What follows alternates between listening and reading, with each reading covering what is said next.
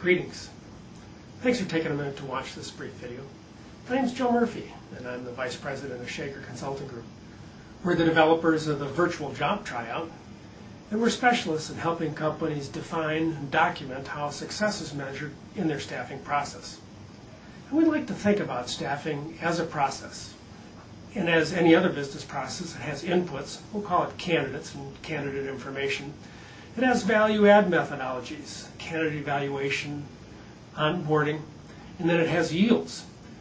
Some people quit, some people are terminated, and then the majority of people stay on the job, and we measure their contribution in terms of their productivity or performance. And we can also talk about the yield of your staffing process this way. You hired your best, and unfortunately, you hired the worst. So both of those outcomes from the same process. Understanding how those decisions were made, how the candidates were evaluated, is a critical component of process improvement for your staffing.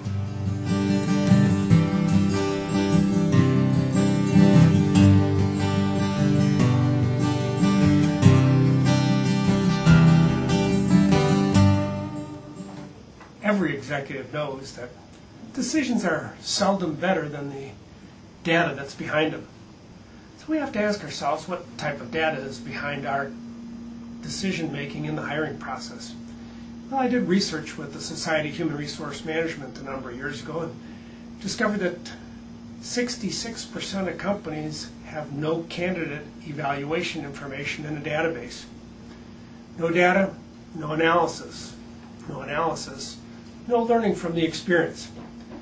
This has a significant impact on our ability to make better decisions if we don't understand the data that's being used to drive them in the first place. I'd like to give you some additional insight into how that works.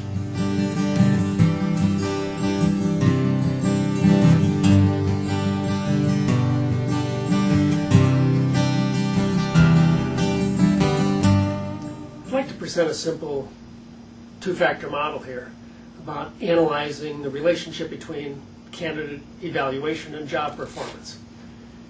We look at evaluation from ineffective to effective, or low evaluation and high evaluation. We can compare that to job performance, low job performance and high job performance.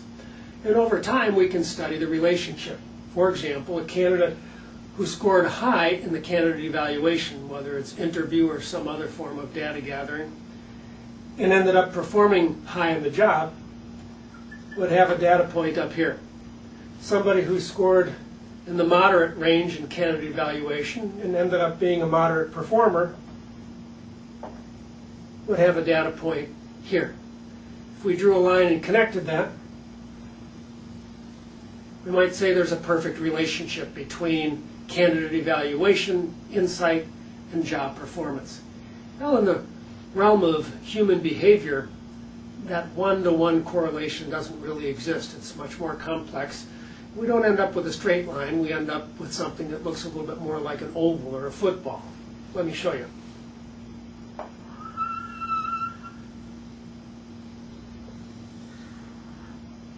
If we do a scatter plot, a shape begins to emerge that looks a little bit more like the squat oval.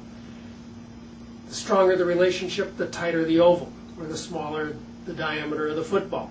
And what that tells us, if a candidate is evaluated moderate, that their job performance might be expected to fall within this range. That gives us insight and helps us determine which candidates we'd like to spend time with. I'd like to show you an example of how candidates are complex, and the need for good evaluation is essential to help us make better hiring decisions.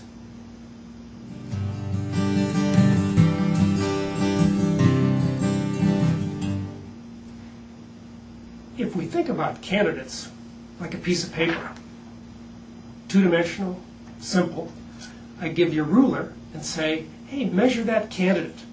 And you can hold it up and say, well, gosh, Joe, that's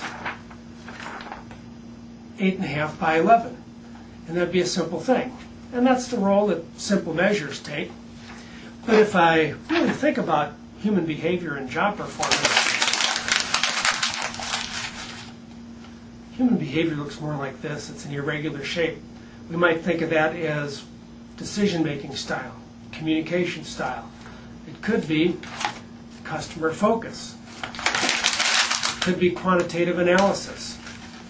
These complex shapes require complex measures.